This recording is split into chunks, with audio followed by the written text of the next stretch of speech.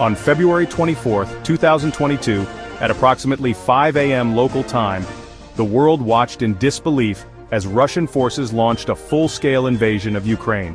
Explosions rocked major cities across the country, from the capital Kyiv in the north to the port city of Odessa in the south. This marked the beginning of the largest military conflict in Europe since World War II, shattering decades of relative peace and stability.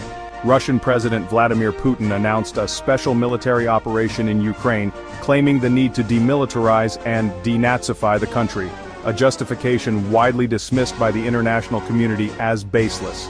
Russian troops poured into Ukraine from multiple directions, signaling a well-planned and coordinated assault.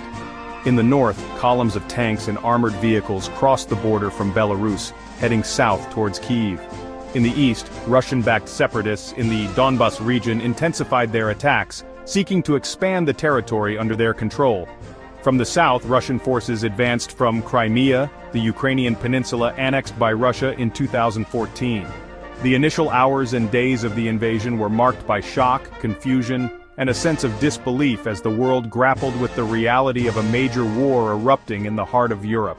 The speed and ferocity of the Russian advance took many by surprise. Ukrainian forces, though outnumbered and outgunned, put up a fierce resistance, determined to defend their homeland.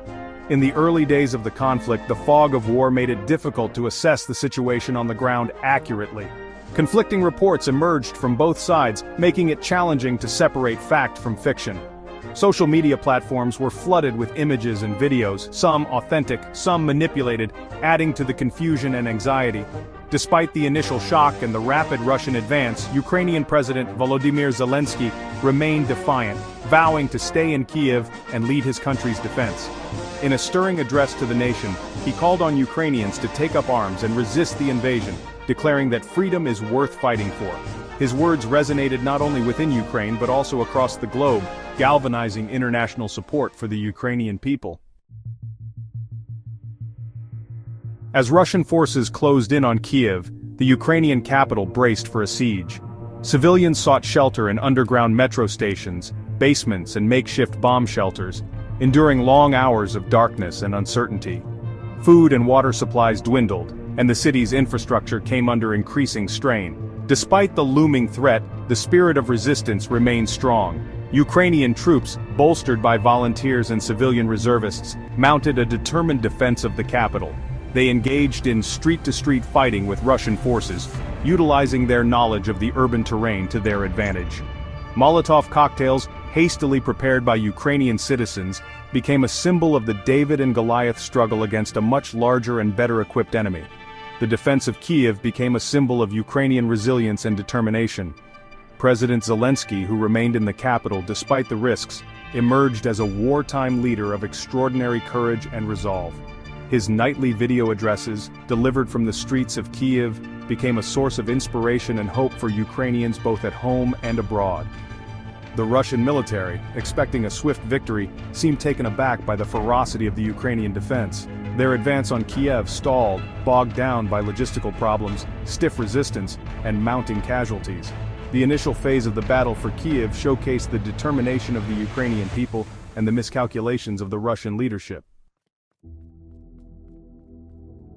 While the battle for Kyiv raged in the north, Russian forces made significant gains in the south. Advancing from Crimea, they quickly captured the city of Kherson, a strategically important port on the Dnipro River. This marked the first major Ukrainian city to fall under Russian control and raised concerns about Russia's intentions to establish a land corridor connecting Crimea to the Donbas region. Further east along the Azov Sea coast, Russian forces besieged the port city of Mariupol. The city, strategically located between Crimea and the Donbas region, became a key target for the Russian military, who sought to secure a land bridge connecting the two territories. Mariupol endured some of the fiercest fighting of the war, with relentless shelling and street battles reducing much of the city to rubble. The capture of key cities in the south allowed Russia to establish a foothold in the region and control vital infrastructure. However, Ukrainian forces continued to resist, launching counterattacks and inflicting casualties on the advancing Russian troops. The southern front of the war became a complex and fluid battlefield, with both sides vying for control of strategically important territory. The international community reacted to Russia's invasion of Ukraine with swift and near-universal condemnation. Governments around the world denounced the aggression as a blatant violation of international law and a grave threat to the international order. The United Nations General Assembly, in a rare emergency session, voted overwhelmingly to demand that Russia immediately cease its military operations and withdraw its forces from Ukraine.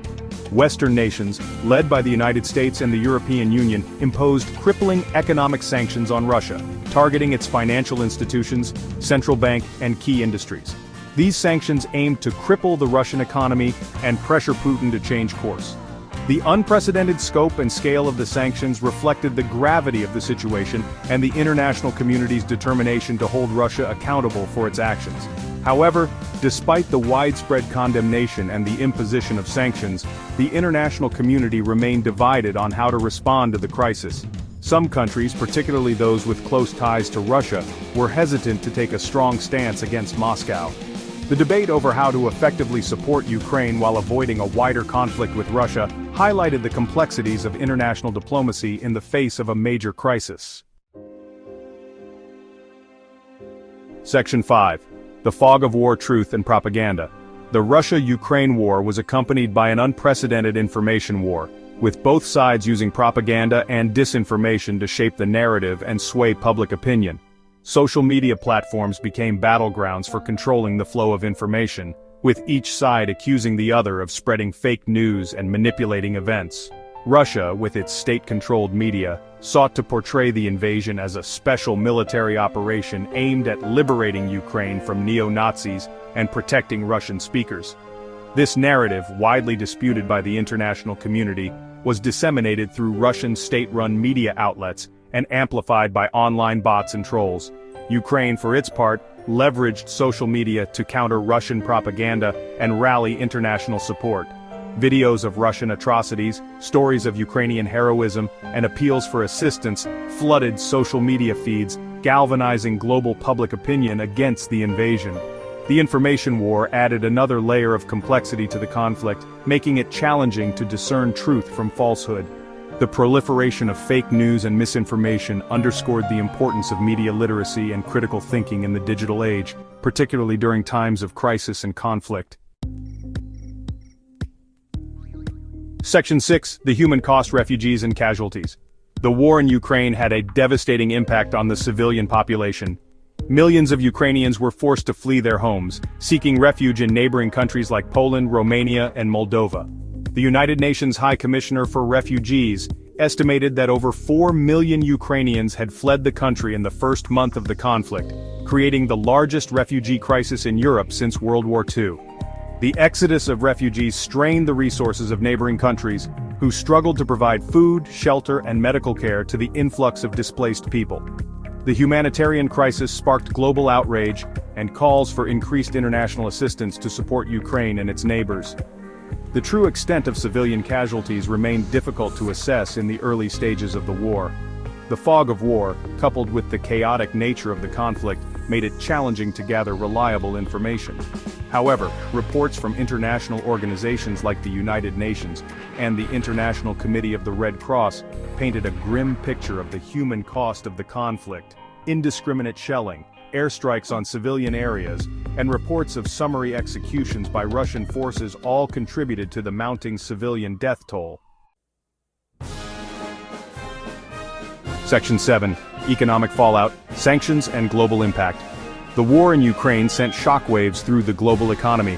Western sanctions on Russia, coupled with the disruption of trade and supply chains, led to market volatility, rising energy prices, and fears of a global recession. The conflict exposed the interconnectedness of the global economy and the potential for regional conflicts to have far-reaching consequences. The sanctions on Russia, while intended to punish the Kremlin for its aggression, also had unintended consequences for the global economy. Russia, a major exporter of oil and gas, saw its energy exports disrupted, leading to a spike in global energy prices.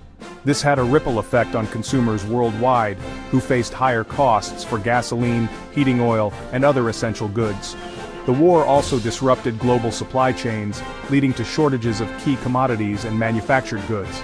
Ukraine, a major exporter of wheat and other agricultural products, saw its exports plummet as a result of the conflict.